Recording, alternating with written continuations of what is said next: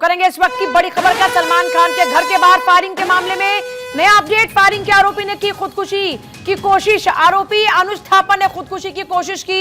यह बड़ी जानकारी इस वक्त। फायरिंग के आरोपी ने खुदकुशी की कोशिश की।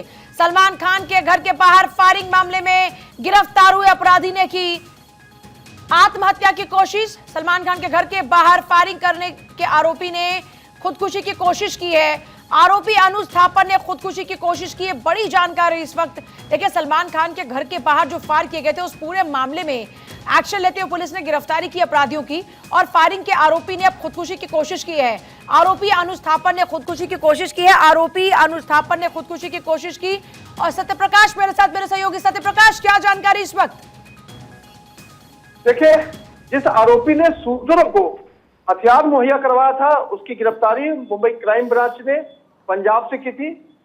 8 मई तक यह दोनों अपराधी पुलिस कस्टडी में है, लेकिन पुलिस कस्टडी में आज जो है आत्महत्या करने का प्रयास का मामला सामने आया है, जिसमें क्राइम ब्रांच पूरे मामले की जांच कर रही है।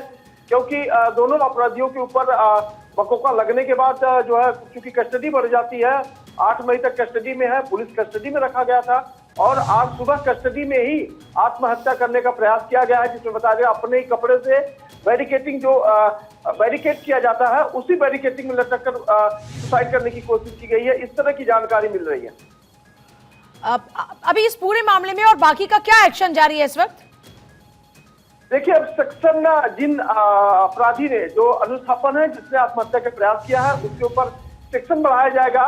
इसके अलावा जो है पुलिस इस पूरे मामले में जांच कर रही है, क्योंकि गंभीर विषय है और बड़े मामले से जुड़ा हुआ, क्योंकि सलमान खान फायरिंग मामले से जुड़ा हुआ यह अपराधी है।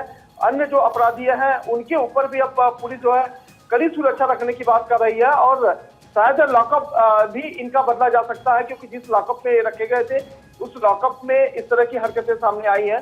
तो जाहिर तौर पर इनकी सुरक्षा का भी अब पुलिस को जिम्मेदारी लेनी होगी, क्योंकि यह बड़ा मामला है और इस मामले में यह भी देखा जा रहा है कि उच्च स्तरीय जांच भी की जाएगी, क्योंकि जिस बैरिकेड में जो है ये आत्महत्या करने का प्रयास किया गया है, क्या वहां कोई सुरक्षा रखी गई थी या नहीं रखी गई थी, कौन सा वक्त था और किसी के इशारे का तो संभावना थी, क्योंकि लगातार ये कहा जा रहा है पुलिस को इस बात का भी डर है कि लॉरेंस बिश्नोई गैंग का जो है खतरा लगातार बढ़ता जा रहा है। यही वजह है कि पुलिस जो है उन्हें सुरक्षित और मुस्तैदी के साथ रखना चाहती है। लेकिन इस घटना के बाद जाहिर तौर पर पुलिस के ऊपर सवाल खड़े हो रहे हैं कि आखिरकार बैरिकेडिंग में इस तरह की जो है लापरवाही कैसे सामने आई कि कोई शख्स जो पुलिस कस्टडी में है और आत्महत्या करने का प्रयास कर रहा है। जी अच्छा, एक बड़ा सवाल यह है कि आरोपी अनुज थापा ने खुदकुशी की कोशिश की, इसको लेकर क्या जानकारी है? कैसे खुदकुशी का प्रयास किया? अब जेल में आमतौर पर कैदियों के पास खुदकुशी का साधन हो कैसे जाता है मुहैया? देखिए, लॉकअप हो या जेल हो, जब भी कोई आरोपी पकड़ा जाता है तो उसके पास ऐसी कोई भी वस्तु या ऐसी कोई चीजें नहीं रहती है जिससे वो आत्महत्या का प्रयास कर सके। इवन जो हम ब्रश करते हैं, ब्रश को भी नहीं दिया जाता है।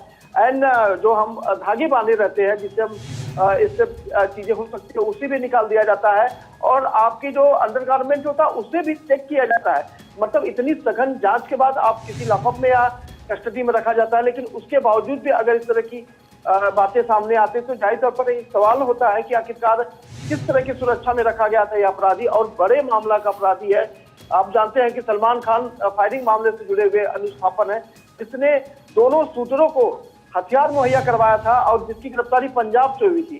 तो ऐसे में एक बड़ा सवाल खड़ा होता है कि इस तरह की लापरवाही कैसे हो सकती है। हालांकि ये जांच का विषय है और पुलिस क्राइम ब्रांच और पुलिस दोनों इस विषय की गंभीरता से जांच कर रही है कि जिस वक्त यह प्रयास किया उस वक्त क्या कोई सुरक्षा गार्ड वहां मौजूद था या नहीं था, या किसी के इशारे पर इस तरह की बातें सामने आ रही है। क्योंकि लगातार मैं बार बार ये कह रहा हूँ कि लॉरेंस बिश्नोई का डर कहीं न कहीं पुलिस को है कि दोनों अपराधियों को जो है सुरक्षित रखना होगा, क्योंकि जाहिर तौर पर इस पूरे मामले में आगे के खुलासे के लिए दोनों ही अपराधियों को सही रखना बेहद जरूरी है और ये पुलिस की जिम्मेदारी। बहुत शुक्रिया सत्यप्रकाश आपका फिलहाल पूरी जानकारी के लिए।